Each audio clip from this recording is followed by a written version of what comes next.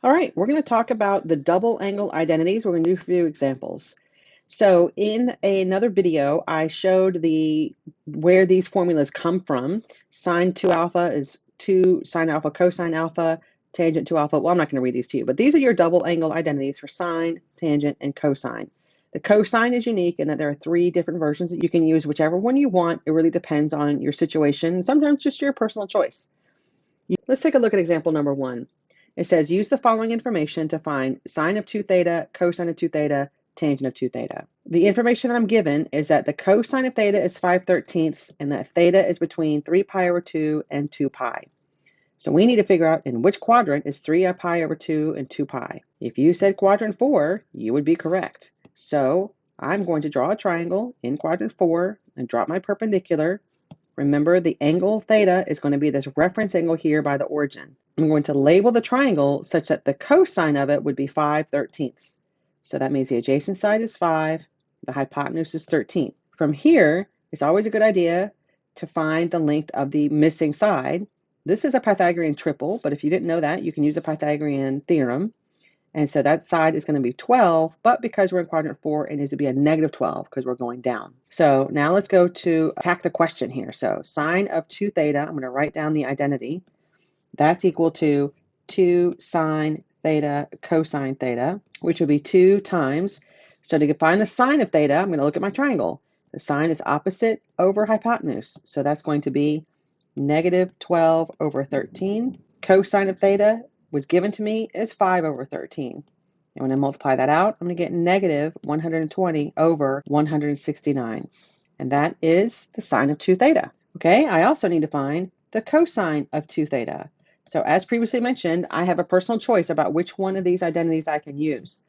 Because I was given the cosine of the angle, and maybe there's some doubt about whether or not this third side is correct, I'm going to use this third identity just because I know that I'm going to be using information that I'm given and not some information that I found. So the identity is 2 cosine squared theta minus 1. So cosine, remember, it was 5/13. So this is going to be 5 squared minus 1. And that's equal to 2 times 25 over 169 minus 1, which is going to be equal to negative 119 over 169.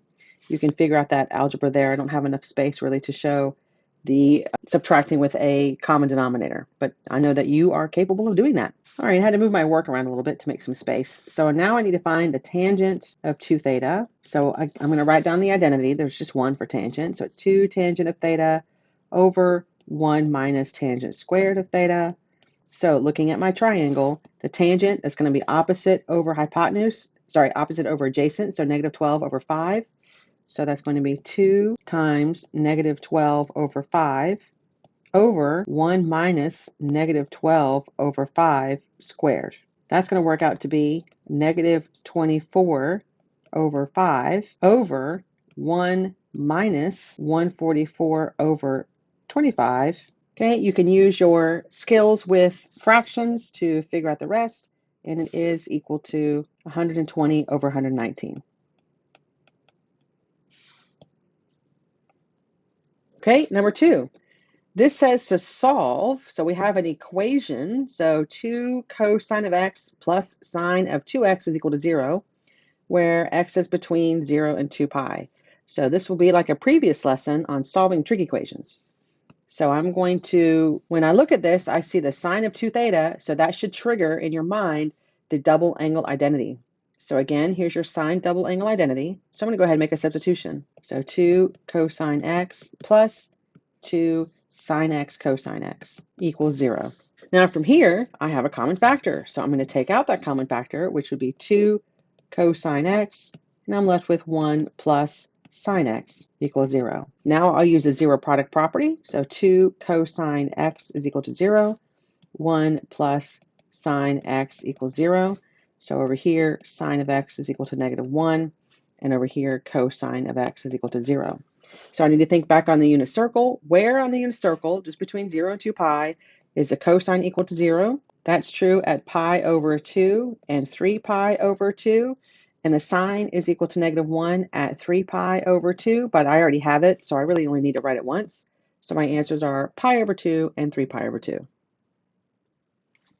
number 3, this one says to use a double angle identity to rewrite this expression. So when you look at something like this, you need to notice that you've got a cosine squared and then the minus sign and then sine squared.